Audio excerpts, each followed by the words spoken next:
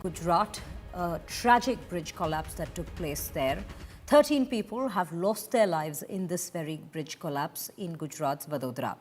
Now, questions of negligence are rising. India Today has accessed a letter written by a panchayat leader, written in the year 2022, red flagging issues to the Vadodara district collector.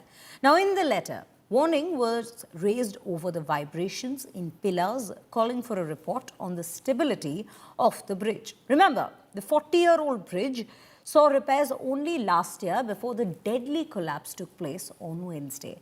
Now, the Congress has already questioned the BJP government, alleging that multiple tragedies is not an example of accident, but crime, and demands accountability. This is just the latest, remember, in a series of crumbling infrastructure across the country. Be it newly built roads being ashed away in Rajasthan or roads falling apart in Nandir, to potholes or newly inaugurated flyovers in Mumbai. It seems that the people have only been left in a lurch by the administration. Here are some reactions on the same. Let's take a look. काफ़ी लोगों ने सरकार को लिखा था कि साहब ये ब्रिज कभी भी गिरेगा। अब सरकार कहती है कि इसको हमने रिनोवेट करवाया था। असल बात तो ये है कि गुजरात के सभी कॉन्ट्रैक्टर्स हमको कहते हैं कि साहब एक तो कंपटीशन का ज़माने में हम काम के लिए बीड करते हैं, हम लोएस्ट होते L1 आते हैं, पर हमें वर्क ऑर्डर तब तक नहीं मिलता है जब तक भाजपा के धन संग्रह में कमलम में पैसे ना दो।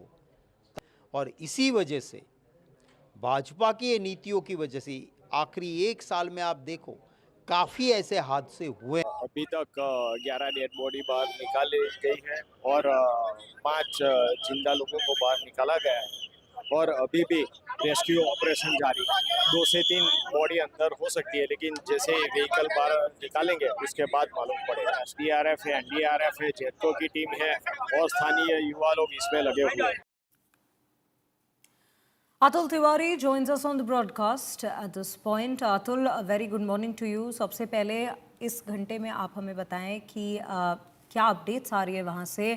डेथ टोल फिलहाल 13 पर है, पर और क्या जानकारी प्राप्त हो रही है वहाँ से?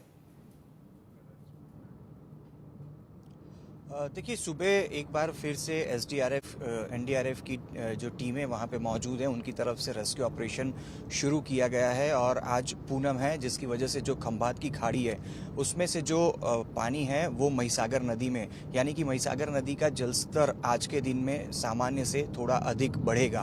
तो जो कल रेस्क्यू ऑपरेशन चलाया गया उसमें भी जो दिक्कत नदी के आसपास में जो कीचड़ था उसकी वजह से जो दिक्कत आ रही थी उसमें आज बढ़ोतरी होगी, क्योंकि सबसे पहले तो SDRF, NDRF की टीमों को नदी के आसपास में जो कीचड़ था उससे दिक्कत हो रही थी। और आज जो खंभात की खाड़ी है वहाँ से जो समुद्र का पानी जो आज पूनम होने के नाते नदी की तरफ आएगा, उसकी वजह से जो जलस्तर बढ़ेगा उसके कारण आज जो रेस्क्यू ऑपरेशन चलाना है उसमें मुसीबतों का सामना करना पड़ सकता है। लेकिन जिस प्रकार से अब तक की अपडेट है, 13 लोगों की मौत हो चुकी है, पर अभी भी 2 से 3 लोग मिसिंग बताए जा रहे हैं। और इन्हीं 2 से 3 लोगों को खोजने की जो तैयारियां हैं वो कल से ही शुरू की गई थी, लेकिन अभी तक वो 2 से 3 लोग और जो कि नदी में ही फंसे होने की बात है, अभी तक उनको खोजने में सफलता नहीं मिल पाई है। ऐसे में उम्मीद यही जताई जा रही है कि लगभग 11 बजे तक ये जो पूरा रेस्क्यू ऑपरेशन है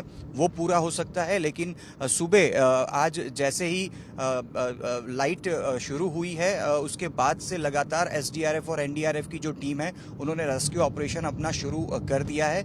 देखना यही होगा कि कितने बजे तक ये रेस्क्यू ऑपरेशन चलता है, क्योंकि जो 5 गाड़ी ब्रिज टूटने के बाद महिसागर नदी के अंदर गिरी थी उसमें से लगभग अब तक 13 लोगों की उनके मौत हो चुकी है और लगभग 6 से 7 लोग जो कि इंजर्ड हैं और उनका अलग अलग अस्पतालों में उनका इलाज भी चल रहा है। लेकिन अभी भी 2 से 3 लोग मिसिंग हैं। कल देर रात तक रेस्क्यू ऑपरेशन चलाया गया था, लेकिन महिसागर नदी का जो जलस्तर था उसमें वो बढ़ने की वजह से रात के समय पर वहाँ जो रेस्क्यू ऑपरेशन है उसे रोक दिया गया था, जो कि अब एक बार फिर आज सुबह शुरू कर दिया गया है। एक बात यहाँ पे लगभग स्पष्ट है कि जो डेथ का आंकड़ा है 13, ये अभी भी बढ़ने की उम्मीद इसलिए है क्योंकि 2 से 3 लोग मिसिंग हैं और अगर वो नदी में ही दबे हैं तो उनका बचना अब मुश्किल है। तो लगभग 11 बजे तक ये जो भी 2 से 3 लोग हैं, उम्मीद यही है कि एसडीआरएफ एनडीआरएफ की जो टुकड़ियाँ वहाँ पे मौजूद हैं उनको 2 से 3 और भी मृतदेह मिल सकते हैं, यानी कि ये जो मौत का आंकड़ा है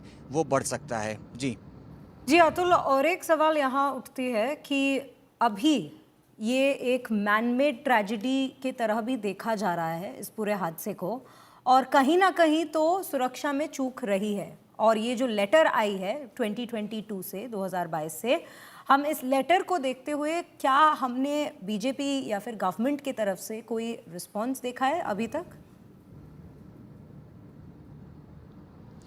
देखिए, कल ही गुजरात के मुख्यमंत्री भूपेंद्र पटेल द्वारा 4 सदस्यों की एक जांच टीम इस ब्रिज की जांच के लिए मौके पर भेजी गई है। अब वो एक रिपोर्ट सरकार को पेश करेगी, जिसके बाद सरकार जिम्मेदारी तय करेगी और सरकार की तरफ से यही कहा गया है कि 1 साल पहले जो भी डैमेज ब्रिज में था उसे रिपेयर किया गया था, ब्रिज इस्तेमाल करने के लायक था। और सबसे महत्वपूर्ण कल एक स्टेटमेंट आरएमबी के जो एग्जीक्यूटिव इंजीनियर हैं नायका वाला, उनकी तरफ से दिया गया कि ये ब्रिज की आयु 100 साल की थी। जब उनसे पूछा गया कि स्टेबिलिटी रिपोर्ट इस ब्रिज का क्या था, तो उनका कहना है कि ब्रिज इस्तेमाल करने के लायक था, ब्रिज में किसी प्रकार की बड़ी नुकसानी या डैमेज नहीं था। ऐसे में ब्रिज कैसे टूट गया? 23 स्पान का ये ब्रिज बीच में से किस तरह से टूट गया, अब ये सबसे बड़ा सवाल है। जब एग्जीक्यूटिव इंजीनियर आरएनबी विभाग के नायका वाला से ये भी पूछा गया कि क्या ये ब्रिज जर्जर है, उसके बाद भी उसका जवाब जब उन्होंने दिया तो बहुत साफ कहा कि ये ब्रिज जर्जर नहीं है। अगर ब्रिज जर्जर नहीं है तो कैसे टूट गया, ये भी बहुत बड़ा सवाल है। ऐसे में कितनी जिम्मेदारी पूर्वक अपना जवाब दिया जा रहा है ये भी दिखाता है, क्योंकि ब्रिज टूट चुका है उसके बाद भी उसे जर्जर मानने के लिए आरएनबी डिपार्टमेंट के एग्जीक्यूटिव इंजीनियर तैयार नहीं है। तो दूसरी तरफ ब्रिज के नीचे के भी अगर हिस्से से देखते हैं तो कई सारे डैमेज, ब्रिज के ऊपर का जो रोड है तो 10 फीट के अंदर 4 से 5 गड्ढे भी दिखाई पड़ रहे हैं। और ये आज की स्थिति नहीं है, साल 2017 से लगातार जो स्थानीय लोग हैं, विपक्ष कांग्रेस के जो वहाँ के स्थानीय नेता हैं, उनकी तरफ से लगातार विरोध प्रदर्शन किए जा रहे थे।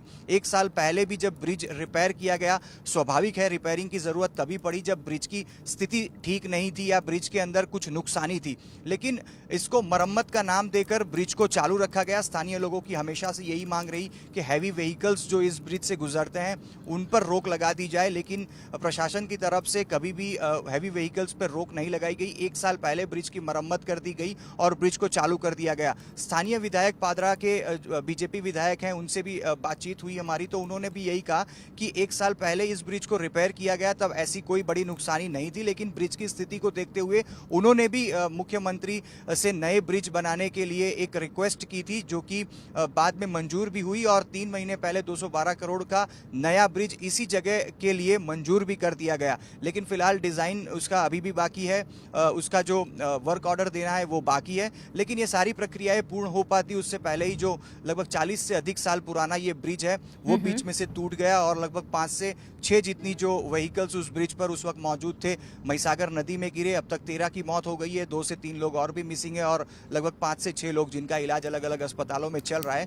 फिलहाल एक रिपोर्ट जो कि मुख्यमंत्री की तरफ से जो टीम जांच के लिए भेजी गई है, उनकी तरफ से जब रिपोर्ट आएगी उसके बाद ही किसी की जिम्मेदारी तय होगी। स्पष्ट तौर से कोई जिम्मेदारी लेने के लिए अभी तक तैयार नहीं है एग्जीक्यूटिव इंजीनियर आरएनबी विभाग, जिनकी इस ब्रिज की मरम्मत कराने की जिम्मेदारी रहती है, रखरखाव करना आरएनबी डिपार्टमेंट का काम रहता है, लेकिन उनका तो स्पष्ट जवाब है कि ये ब्रिज जर्जर नहीं था और ब्रिज में बहुत बड़ी कोई ऐसी कोई नुकसानी नहीं थी जिसकी वजह से इसे बंद करना पड़े।